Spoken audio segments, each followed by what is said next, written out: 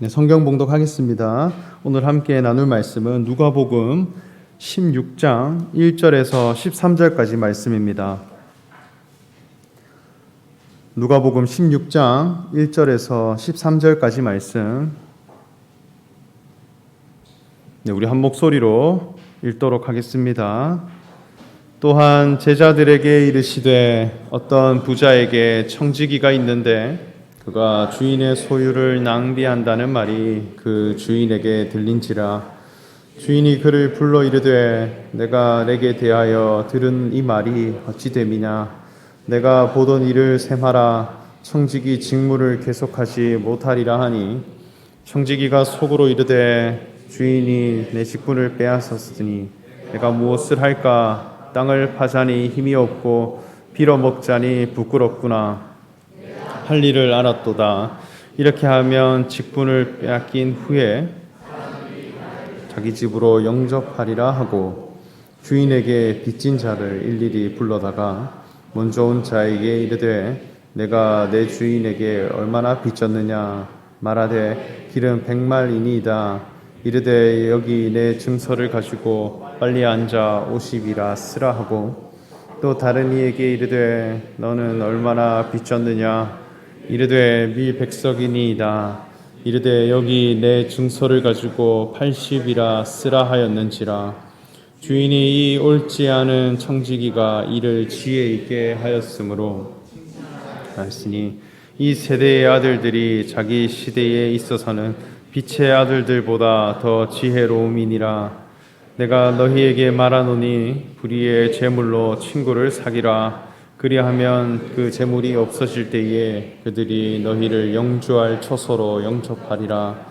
지극히 작은 것에 충성된 자는 큰 것에도 충성되고 지극히 작은 것에 불의한 자는 큰 것에도 불의하니라. 너희가 만일 불의한 재물에도 충성하지 아니하면 누가 참된 것으로 너희에게 맡기겠느냐. 너희가 만일 남의 것에 충성하지 아니하면 누가 너희의 것을 너희에게 주겠느냐. 두 주인을 섬길 수 없나니 혹 이를 미워하고 혹 이를 중히 여기고 저를 경히 여길 것임이니라. 너희는 하나님과 재물을 겸하여 섬길 수 없느니라. 아멘. 예수님께서 이 세상에 오셔서 많은 사람들에게 말씀으로 가르치실 때 모든 세리와 죄인들이 예수님의 말씀을 듣기 위해 가까이 나아왔다 말씀합니다. 그 모습을 보고 바리새인들과 서기관들은 예수님에 대해 이 사람이 지금 죄인과 함께 식사를 하고 있고 죄인을 영접하고 있다며 그를 비난했습니다. 분명히 바리새인과 서기관들도 하나님의 말씀을 중요하게 여기는 사람들입니다. 말씀을 통해 하나님의 뜻을 이해해가는 사람들이고 또 늘 중심에 말씀을 두는 사람들입니다. 그리고 예수님도 하나님의 말씀을 가르치시는 분이고 또 말씀으로 우리에게 오신 분입니다. 둘 다 하나님의 말씀을 전하는 자들이고 중요하게 여기는 사람들인데 같은 사람을 놓고 볼 때에 바리새인들과 서기관들은 그들에 대해 죄인이라 여기고 예수님은 영접할 만한 사람이며 친구가 되어 있다는 것입니다. 이것은 하나의 갈등입니다. 서로 바라보고 있는 관점이 다른 것이고 이 관점에 관한 차이는 결국 무엇을 옳다 여길 것인가라고 하는 의의 차이로 이어집니다. 하나님의 말씀을 가지고 보는데 내가 어떤 관점을 가졌느냐에 따라 죄에 대한 개념이, 의에 대한 개념이, 친구에 대한 개념이 달라지는 것입니다. 이것은 마치 재판장에서 검사와 변호사가 피고인을 상대로 치열하게 재판을 진행해가는 모습과 같습니다. 재판 현장을 가보면 그곳에는 판사가 있고 피고인이 있고 검사와 변호사가 있습니다. 그런데 모든 사람들이 무엇으로 한자리에 모였는가 할 때 바로 법입니다. 그래서 검사와 변호사는 자기 입장에 대하여 논리적으로 설명해 가는데 그 내용을 들어보면 그저 자기 고집이나 자기 생각과 자기 지식을 가지고 그렇게 논쟁해가는 것이 아닙니다. 둘 다 똑같은 헌법을 가지고 논쟁을 해갑니다. 그래서 같은 법을 가지고 서로 관점이 다른데 어떤 사람은 죄인이라 규정하고 어떤 사람은 죄가 없다 이렇게 주장을 하는 것입니다. 그래서 헌법이 검사의 눈을 통과하게 되면 죄가 드러나는 것입니다.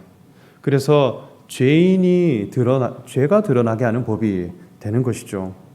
그러나 변호사의 관점으로 그 헌법을 보게 되면 오히려 무죄인이 되고 더 나아가 의로운 사람이 될 수 있다는 것입니다. 그래서 재판 현장은 몸싸움이 아니라 관점 싸움입니다.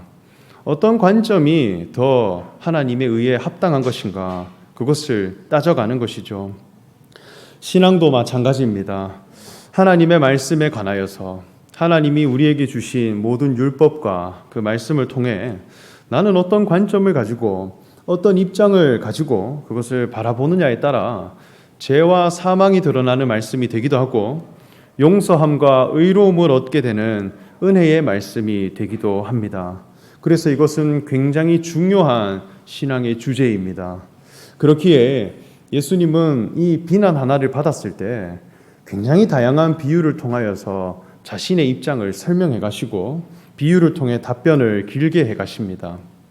먼저는 99마리의 양을 들에 두고 한 마리의 양을 찾는 목자에 관한 말씀도 했습니다.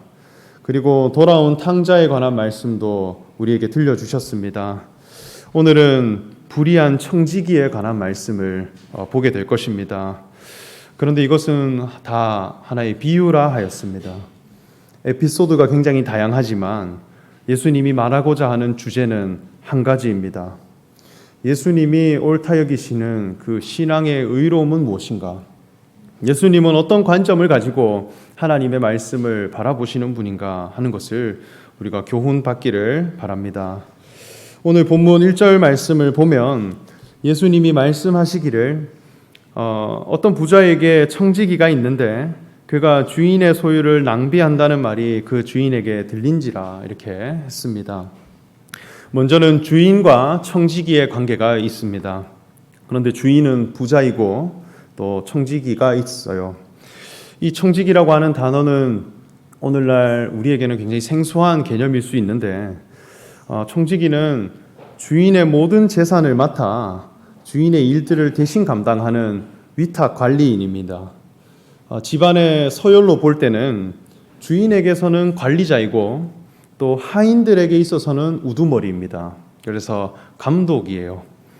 주인이 타국에 갔거나 또 집을 비우게 되면 주인의 일들을 감당해 가야 되는데 그것을 청지기를 세워서 대행하도록 했다는 것입니다.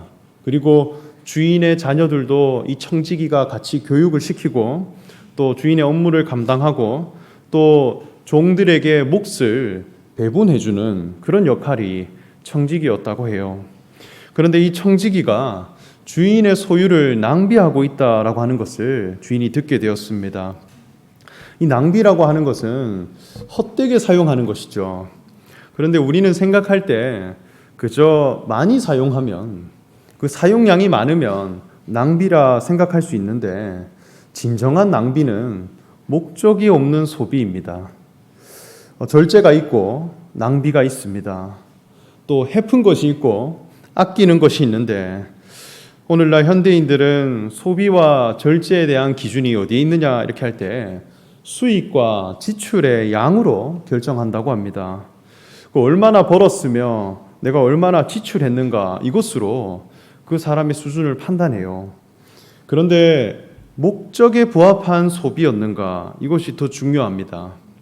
무엇을 위해라고 하는 의도가 있고 또 분명한 계획과 목적을 위해 썼고 그것을 이루어가는 데 사용했다면 얼마를 쓰더라도 그것은 값진 것이고 기념할 만한 일이 될 것입니다. 그러나 반대로 목적이 상실되었다면 아무리 아껴도 낭비입니다. 사도 바울은 에베소 성도들을 향해 세월을 아끼라 때가 악하니라 이렇게 말씀했고 또 성령의 열매를 소개하며 절제함이 있다 이렇게 했습니다. 무엇이 정말 아끼는 삶이고 무엇이 정말 절제하는 삶인가? 우리가 예수 그리스도를 잘 믿고 섬기면 절제하는 마음이 우리에게서 생겨나는데 그것이 그저 잘 아끼는 마음인 것일까? 스크루지처럼 구두쇠가 되면 그것은 절제하는 사람이고 또 겸손한 사람이며 분 단위로 시간을 쪼개어서 시간을 살아가면 그것이 세월을 아끼는 사람이라 할 수 있을까요? 바울은 뒤에 이어서 말씀하기를 주의 뜻이 무엇인지를 이해하는 사람이 되어라 이렇게 말씀합니다. 그러니까 하나님이 우리를 향하신 그 뜻이 어디에 있는가 이것을 위해 내 세월을 쓰는 사람이 되고 내가 먹든지 마시든지 무엇을 사든지 주님이 나를 향하신 목적과 계획이 무엇인가를 찾고 그것을 드러내는 데 사용하는 사람이라면 그것이야말로 절제하는 사람이고 겸손한 사람이라 할 것입니다. 그런데 이렇게 주인과 청지기에 관한 관계를 먼저 소개한다 하는 것은 결국 하나님을 섬기는 그 백성들은 하나님 앞에 다 이러한 청지기와 같다는 것입니다. 이스라엘 백성들이 가진 그 세계관이 어떠한가 하면 하나님은 우리의 주인이 되시고 하나님이 말씀으로 이 세상을 창조하셔서 우리를 존재케 하신 분이다라고 하는 고백을 가진 자들입니다. 그래서 우리는 말씀을 맡은 자들이다. 하나님이 우리에게 천하 만물을 우리에게 맡기셨고 우리는 하나님의 뜻을 위해 사는 사람들이다 여깁니다. 그래서 선택받은 민족이라고 하는 선민 사상이 있죠. 하나님 앞에 우리는 택함을 받은 그 민족이라는 것 자체가 우리는 청직이라는 것입니다. 말씀을 우리에게 주셨고 또 세상 사람들 앞에서는 하나님을 드러내고 또 하나님 앞에서는 우리는 말씀을 맡은 자들이다 그렇게 여겼어요.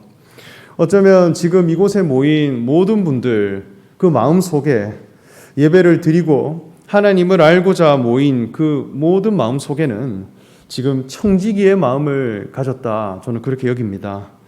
먼저는 내게 주어진 모든 재물들 나의 나이가 되었든지 또 내가 입는 옷이 되었든지 내가 가진 집이 되었든지 이것 모두는 다 하나님으로부터 온 것이고 또 하나님이 나를 존재케 하신 것이다 하는 고백을 드리는 자들입니다. 또 하나님의 말씀을 받고자 이 자리에 모인 것입니다. 먼저는 성경을 통해 그 말씀을 받았고 또 예배와 교제와 그리고 설교를 통하여서 이 말씀이 더욱 풍성해지고 하나님의 이 가장 귀한 말씀을 더 충실하게 맡아가고 싶은 그 마음으로 이 자리에 모였다는 것입니다. 그런데 이 청지기가 주인의 재산을 낭비하게 되었고 그 소식이 주인에게 들리게 되었습니다. 2절의 말씀을 보면 주인이 그를 불러 이르되 내가 내게 대하여 들은 이 말이 어찌 됨이냐 내가 보던 일을 셈하라 청지기 직무를 계속하지 못하리라 이렇게 말씀했습니다. 이것은 심판이 예고된 것입니다. 셈한다라고 하는 것은 계산을 하겠다는 것입니다. 이 청지기에 대한 직무 얼마나 잘 감당하고 있었는지 결산을 하고 그것을 통해 심판을 해가겠다는 것입니다. 그리고 그 심판을 받게 되면 이 직무, 청직이라고 하는 이 직무를 계속 감당하지 못하게 된다고 하는 그 심판을 예고하고 있어요. 이 말씀을 들었을 때 청지기의 반응은 어떠했는가? 그 속으로는 주인이 내 직분을 빼앗으니 내가 무엇을 할까? 땅을 파자니 힘이 없고 빌어먹자니 부끄럽구나. 속으로는 그런 마음을 가졌다는 거예요. 땅을 파자니 힘이 없고 또 빌어먹자니 부끄럽다라고 하는 것은 스스로 이 문제를 해결할 수 없다고 하는 무능력함을 시인하는 것입니다. 당시 땅을 판다라고 하는 것은 노동의 상징이었다고 합니다. 그래서 농사를 지어서 땀을 흘려서 뭔가를 극복해 보겠다는 것입니다. 그리고 빌어먹는다라고 하는 것은 다른 사람에게 구걸함을 통해 이 낭비를 해결해 보겠다는 것입니다.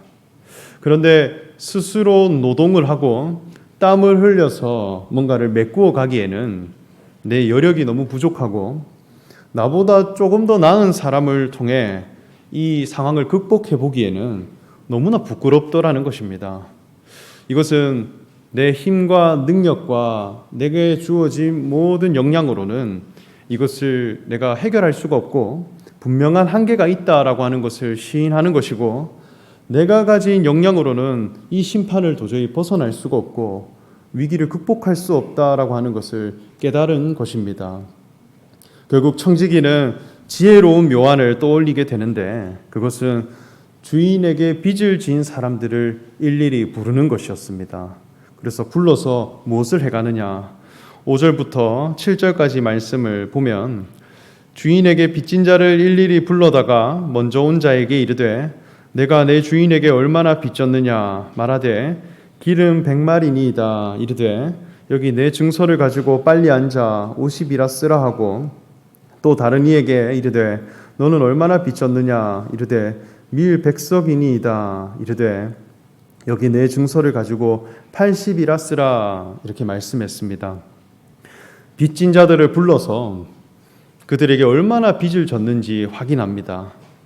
기름 100만을 빚진 사람에게는 증서를 주고 빨리 앉아 50이라 쓰고, 밀 100석을 빚진 사람에게는 80이라 쓰라 했습니다. 이것은 빚을 탕감해 준 것입니다. 빚을 없애준 거예요. 왜 이렇게 했느냐? 그 마음의 동기를 보면 내가 이 직분이 빼앗기게 되더라도 내가 빚을 탕감해 준 이 사람들이 자기 집으로 나를 영접해 줄 것이다 라고 하는 확신이 있었기 때문입니다. 그래서 심판은 다가오는데 내가 심판을 받는다 하더라도, 이 직분이 내게서 사라진다 하더라도 나를 맞이해 주고 나와 함께 해줄 수 있는 그 동행자를 남겨가겠다는 것입니다. 주인의 재물을 관리하는 이 직분을 가지고 빚진 자들의 빚을 없애주었다라고 하는 것은 윤리 도덕적으로 보게 되면 이것은 대단한 횡령입니다. 문서 위조이고 권력 남용이 될 수도 있습니다. 행동으로 보게 되면 문제가 굉장히 많아요. 청지기의 직무를 과연 잘 감당하고 있는 것일까 굉장히 의심이 듭니다. 차라리 땅을 파고 다른 사람에게 빌어서까지 주인의 재산을 메꿔 놓으려고 하는 것이 더 진정성 있고 절박해 보인다, 그렇게 여겨집니다. 그런데 청지기의 모습에 대해 주인은 어떤 반응을 해가느냐? 지혜로운 자라 칭찬합니다. 그리고 빚을 탕감해 준 것이 어떤 세대의 사람들보다 빛나고 또 밝은 세대들이다, 지혜로운 세대들이다, 이렇게 칭찬합니다. 세대가 바뀌었고 빛의 아들들보다 더 지혜롭다 했습니다. 더 온전하고 더 밝은 세대의 사람이다, 이렇게 의미를 부여합니다. 이것을 보면 하나님이 사람에게 어떠한 마음을 가지신 분인가라고 하는 것을 우리가 알 수 있습니다. 청지기는 빚진 자들을 불러 모았다 하였는데 빨리 증서를 쓰라 했습니다. 무엇에 대해 신속하게 반응했느냐? 탕감을 해주는 것에 대해 빨리빨리 해갔다는 것입니다. 탕감을 해주고 빚을 사라지게 해주는 것에 대해서 무엇보다 재빠르게 해갔다는 것이죠. 이 고대 사람들에게 빚을 졌다라고 하는 이 의미는 죄를 지었다라고 하는 것과 같은 의미로 사용되었습니다. 그래서 빚이라고 하는 이 단어의 원어를 살펴보면 죄와 같은 단어를 쓰고 있어요. 그래서 하나님 앞에 빚을 진 사람이다 라고 하는 것은 죄를 지은 사람이다 라고 해석했다는 거예요. 빚을 탕감해 주었다 라고 하는 것은 죄를 해결해 주었다 라고 하는 말과 같습니다. 죄 문제를 해결해 주는데 신속하게 반응한 것, 그것이 청지기가 한 일입니다. 분명히 주인에게 빚진 자라 했어요. 이것은 주인에 대한 빚이 있다는 거예요. 사람은 하나님에 대한 빚이 있어요. 하나님에게 지은 죄가 있습니다. 사람에게 지은 죄가 있고 하나님에 대한 죄가 있는데, 하나님이 보시기에 선하고 악하다라고 하는 기준과 사람이 생각하는 선하고 악함에 대한 기준이 이것은 전혀 다릅니다. 사람은 선하고 악함에 대한 그 기준을 어디에 두고 있느냐 할 때 행동에 두고 있습니다. 어떤 행동을 했고 어떤 행동을 하지 않았느냐, 어떤 말을 했고 어떤 표현을 했느냐, 존경과 부끄러움의 기준이 외모와 행동에 의해 결정된다는 것입니다. 사람을 살리는 행동을 했으면 선하다라는 칭찬을 받습니다. 사람을 죽이는 행동을 했으면 죄인이라 규정합니다. 행동과 상황을 토대로 법을 제정하고 그것을 심판하고 또 거기에 따라 형량을 매겨가는 것입니다. 이게 세상 사람들이 정해놓은 법과 그리고 죄에 대한 기준이에요. 물론 현대 사회는 살아갈 때 그 법을 충실하게 지키며 살아가야 합니다. 그런데 사람이 만든 법이라고 하는 것은 영원하지 못하다라고 하는 한계가 있습니다. 행동에 대한 선과 악에 대한 기준, 이것은 시간과 공간에 따라 늘 바뀌게 됩니다. 오늘날 선하다 여기는 것들, 오늘날 죄라 여기는 것들, 몇십 년 전의 과거였다면 그것은 전혀 다른 상황이 될 수 있었어요. 오늘날 선하다 여기는 것은 몇십 년 전에는 그것이 죄로 여기는 때도 있었습니다. 일제강점기 때 폭탄을 던지며 독립을 외쳤던 분들의 행동, 아무리 정의롭다, 그 행동 자체가 아무리 정의롭다 하더라도 오늘날 그것이 실천되면 테러범이 되는 것입니다. 상황과 정황이 달라졌기 때문입니다. 전쟁이 나면 사람을 많이 죽일수록 영웅이 되는 시대도 있었습니다. 사람을 죽이는데 존경을 받는 것입니다. 사람을 없애는데 본받는 사람이 되는 거예요. 어떤 장소에는 그것이 선이 되었는데 또 다른 장소로 가면 그것이 죄가 되는 것도 너무나 많습니다. 그래서 늘 상황과 또 시대에 따라서 이 기준이 바뀌어가는 것이죠. 그런데 성경에서 말하고 있는 이 죄라고 하는 것은 이 단어를 보면 히브리어로는 하타트, 또 헬라어로는 하말티아라고 하는 단어를 쓰는데 이 원어 의미를 찾아보면 관역을 벗어나다라는 의미를 가지고 있습니다. 활을 쏘는 사람이 관역을 바라보고 화살을 날렸는데 쏘는 사람이 보고 있는 표적이 있다는 거예요. 매겨놓은 위치가 있고 목적이 있는데 그 표적에서 벗어난 활, 그게 죄입니다. 위치 이탈이라는 것이죠. 화살 모양 문제도 아니고 화살 색깔 문제도 아닙니다. 화살이 날아간 속도 문제도 아닙니다. 관역에서 벗어났기에 모든 것이 죄가 되는 것입니다. 하나님이 사람을 향해도 표적이 있어요. 하나님이 사람을 지으실 때 어떤 목적을 두고 우리를 지으셨습니다. 그것이 이루어졌을 때 만족하신 그 위치가 있어요. 하나님의 형상으로 지음받았고 하나님의 생기를 부여받은 존재, 이것은 하나님이 우리에게 두고 계신 영원한 표적이고 영원한 목적입니다. 사람은 태어나는 순간 하나님 앞에 이 빚을 졌다는 거예요. 이 미션과 이 위치를 회복해 가야 할 빚을 받았다는 것입니다. 마이크가 지음받은 것은 소리를 확장하기 위함입니다. 물론 이 마이크를 다른 곳에 이용할 수는 있겠습니다만 만든 사람의 목적에서는 소리 확장이에요. 그렇게 이 마이크는 만들어지는 순간 소리에 대한 빚이 있는 것입니다. 양초가 지음받은 것은 빛을 발하기 위함입니다. 만들어지는 순간 빛에 대한 빚이 있는 것입니다. 모든 피조물들은 지음받은 목적에 대해 빚을 지고 있는데 사람도 하나님의 형상에 대해 빚을 지고 있다는 것이죠. 모든 피조물들이 고대하는 것은 하나님의 아들들이 나타나는 것이다 했습니다. 하나님의 관심, 하나님의 표적은 어디에 있는가? 이렇게 할 때 아들이 있느냐?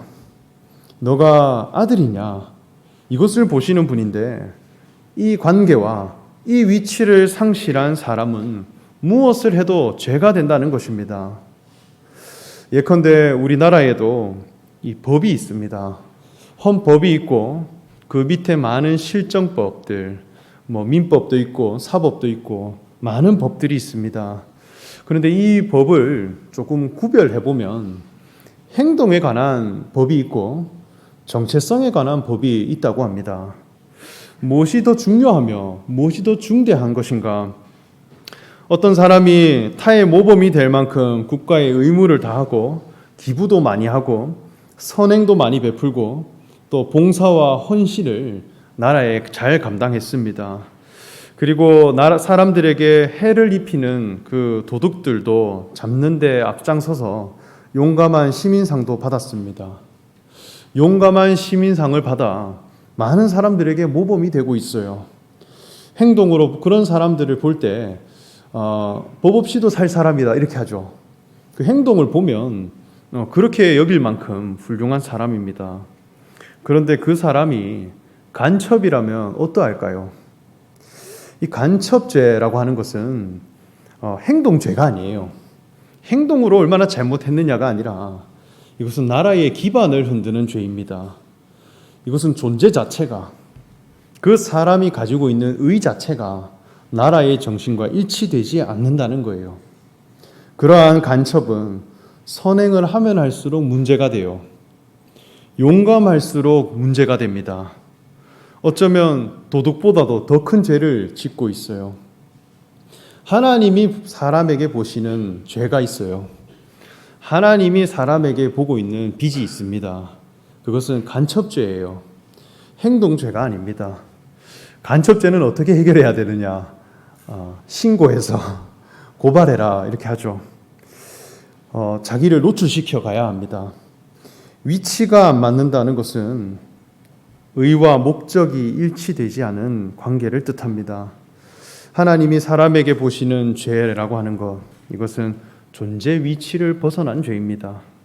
이것을 해결해 주는 것이 죄 사함이에요. 모든 사람이 다 이런 빚을 졌는데 청지기는 주인이 나에게 맡겨주신 재산을 통해 그 문제를 신속하게 해결해 갔다는 것입니다. 하나님의 관심은 재산 관리를 얼마나 잘하는 사람이냐, 그 재산을 얼마나 정확히 보존하고 있었던 사람인가, 이 행동과 수행 능력에 있지 않습니다. 윤리 도덕도 아닙니다. 청렴 결백한 사람이 되는 것도 아닙니다. 존재 문제를 해결해 줄 수 있는 사람이 되는 것이 주인의 가장 큰 관심이고 가장 큰 기쁨입니다. 우리는 하나님의 말씀을 맡은 자들이라 했어요. 하나님은 사람에게 율법을 주셨고 생명의 말씀 되신 예수 그리스도, 그분을 우리에게 보내주셨습니다.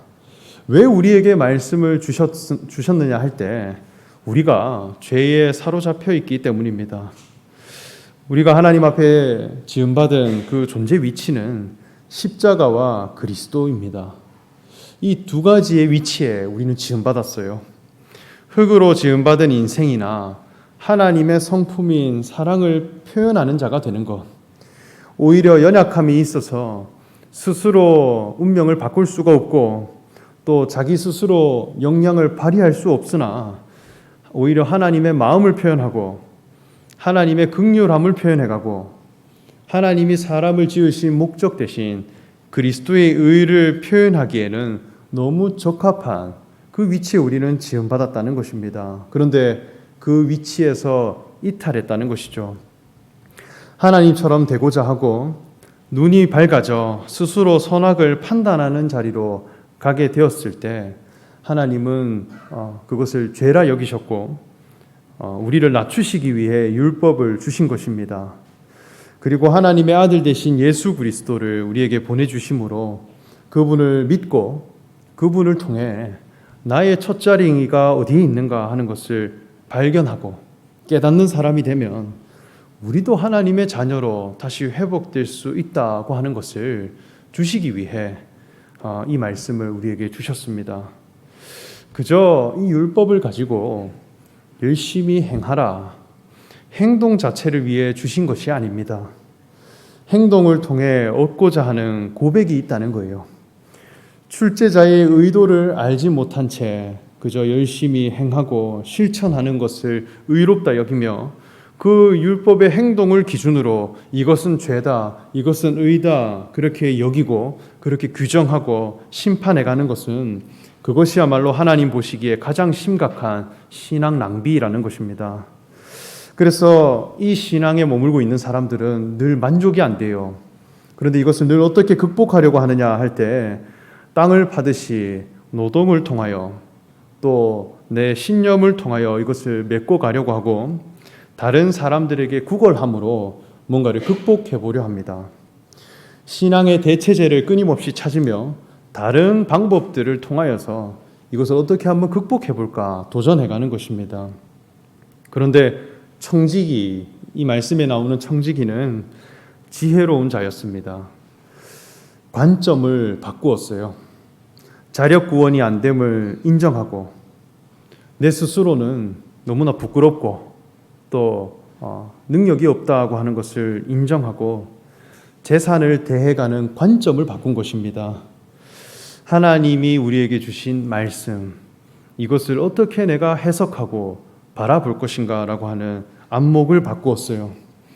하나님의 말씀은 그 아들 예수 그리스도, 그분이 누구신가 하는 것을 발견하는 말씀으로 이것을 보게 되면 용서의 법이 됩니다. 하나님이 우리를 얼마나 존귀한 인생으로 지으셨는가 하는 것을 깨닫게 하는 말씀이 됩니다. 모든 율법을 가지고 온 말씀을 가지고 그리스도는 누구시며 너는 누구인가, 너는 하나님 앞에 지음받은 존재 위치가 어디인가 하는 것을 찾아주는 말씀으로 보는 자가 된 것입니다.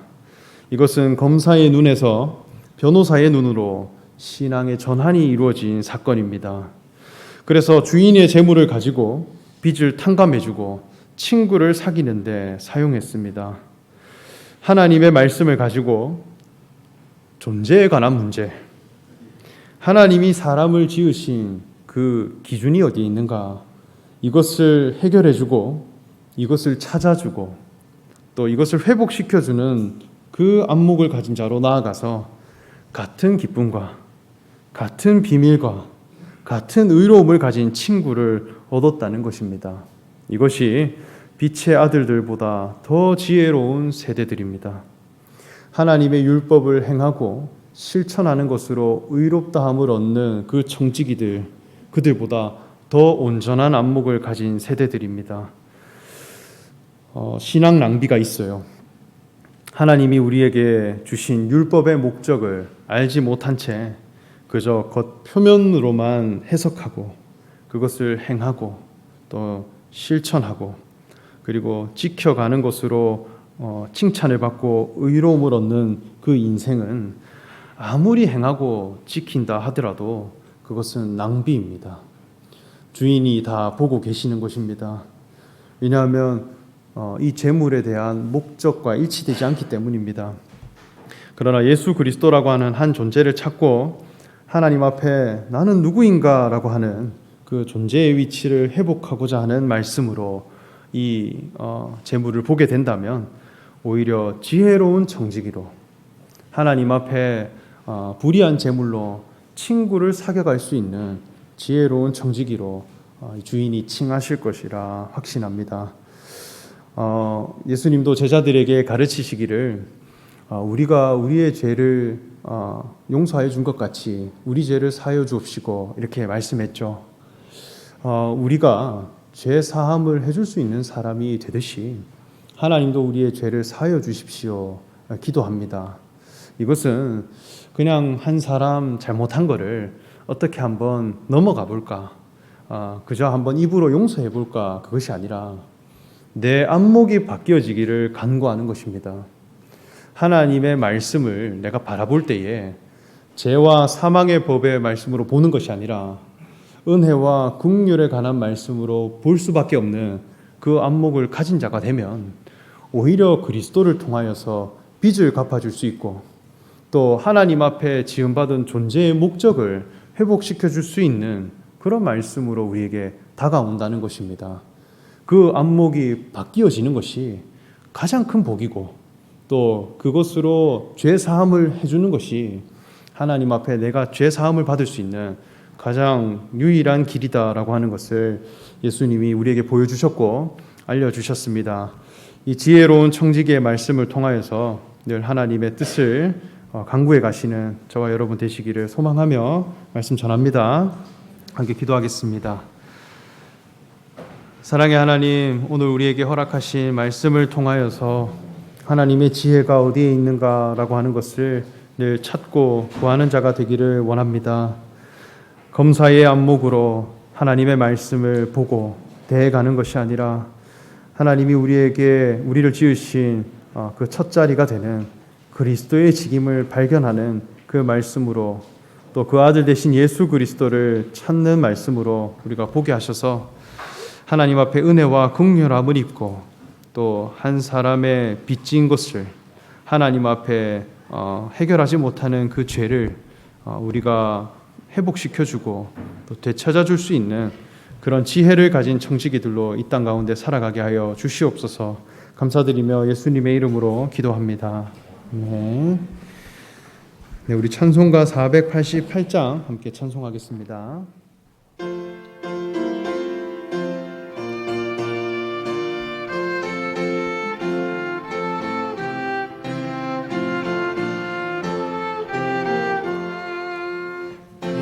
몸의 소망 무언가 우리 주 예수뿐일세. 우리 주 예수 밖에는 이들이 수 없도다. 주 나의 반석이시니 그 위에 내가 서리라. 그 위에 내가 서리라. 무섭게 바람 부는 밤 물결이 높이 설렐 때 우리 주 크신 은혜에 소망에 닿을 주리라. 주 나의 반석이시니 그 위에 내가 서리라. 그 위에 내가 서리라. 세상에 믿던 모든 것 끊어질 그날 되어도 우주의 영향 미사와 내 소망 더욱 크리라.